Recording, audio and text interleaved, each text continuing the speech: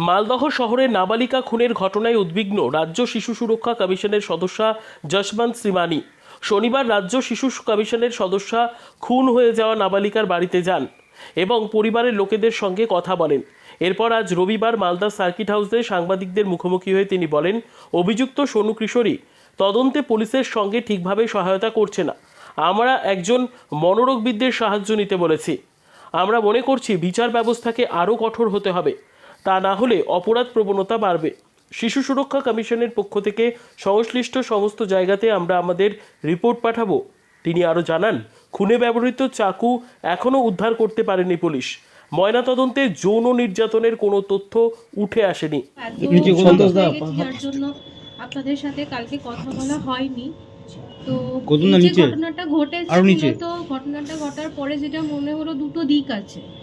একটা হচ্ছে যে এখানে স্বাভাবিকভাবে এরকম একটা ঘটনা হওয়ার পরে জনমানুষে একটা প্রভাব পড়বে, মানুষের আবেগকে তো এই সময় নিয়ন্ত্রণ রাখা যায় না। সেখানে পুলিশ এই ল অ্যান্ড অর্ডার সিচুয়েশনটাকে যা দেখলাম খুব ভালোভাবে জিনিসটাকে সামাল দিয়েছে। এবং যেটা কেসের যে ইনভেস্টিগেশন যেটা দেখছি, যেখানে আজকে আমরা এতক্ষণ মিটিং করছিলাম, যেখানে পুলিশ, হেলথ, আমাদের district child protection unit, CWC সবাই আছে এখানে।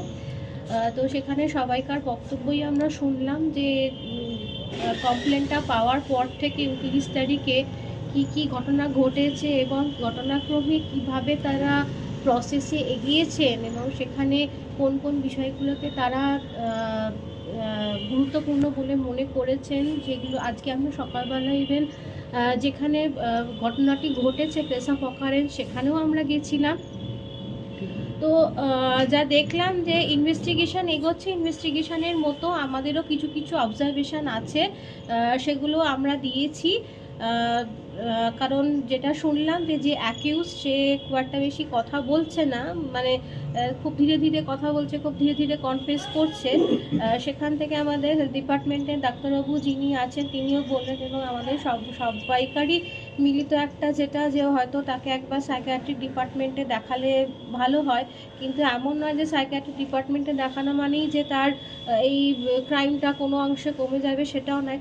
ক্রাইমের মতো, এবং এটা যেভাবে শাস্তি, যেটা তারা বাড়ির লোকের একটাই বক্তব্য যে স্বাভাবিকভাবে যেভাবে নৃশংসভাবে মেয়েটিকে হত্যা করা হয়েছে, বাড়ির লোক একটাই বলছে তাদের ফাঁসি চাইছে। সেটা খুবই স্বাভাবিক তাদের দিক থেকে বিষয়টিকে দেখা, এবং তাদের বাড়ির লোকের একটাই বক্তব্য ছিল যে এই দিকটাই দেখা যে তাদের ছেলেটিকে সাজা যেন তারা ঠিকঠাকভাবে ছেলেটি পায়।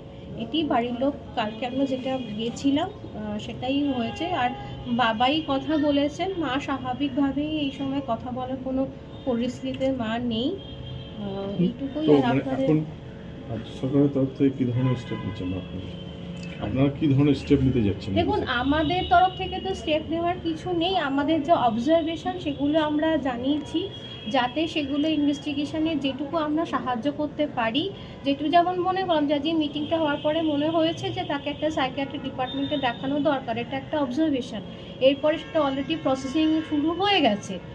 এই জাতীয় বিভিন্ন অবজারভেশন আমরা জানিয়েছি, সেইগুলো সাথে সেটা আরও হয়তো ইনভেস্টিগেশনকে সাহায্য করবে, কিন্তু ইনভেস্টিগেশনের মতো চলছে, সেটা আমাদের স্বাধীনভাবে তাদেরকে চলতে দেওয়া উচিত। আপনারা একটা সুপারিশ করবেন। এর আগেও দেখা গেছে যে এখানে জোড়া খুন, মা মেয়েকে খুন করে দিয়েছে, লোয়ার কোর্টে ফাঁসি, আপার কোর্টে, হাইকোর্টে গিয়ে প্যারাল ঘুরে বেড়াচ্ছে।